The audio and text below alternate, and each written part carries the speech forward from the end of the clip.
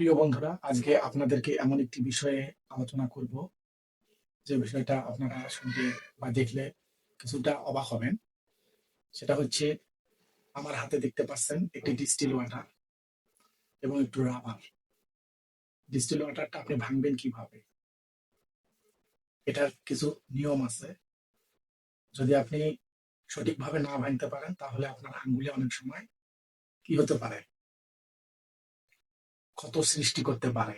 এই কাজগুলো অনেক সময় আপনার আঙ্গুলে ক্ষতি করতে পারে। তাই এই যে রাবারটা দেখতেছেন এবং ডিস্টিল ওয়াটারটা দেখতেছেন, আপনি যে কোনো অ্যাম্পুল ভাঙার ক্ষেত্রে অবশ্যই এই রাবার ইউজ করার চেষ্টা করবেন। এবং প্রত্যেকটা মোটামুটি ইনজেকশনে আমাদের এই রাবারটা থাকে। এটা প্রথমেই দেখেন তীর চিহ্ন, তীর চিহ্নটা আপনি এই পাশে ঢুকাবেন। ঢোকার পরে এখানে দেখেন কিছু কাভার সিস্টেম আছে ভিতরে। তো এখানে এই পাশে ঢুকাবেন। ঢোকার পর আপনি এইভাবে ধরবেন, এইভাবে ধরে আপনি এইভাবে ভাঙবেন। কত সুন্দর ভেঙে গেল। তাই যে কোনো কাজ প্রসিডিউর মোতাবেক করবেন, কোনো অসুবিধা আপনার হবে না। সকলকে অসংখ্য ধন্যবাদ।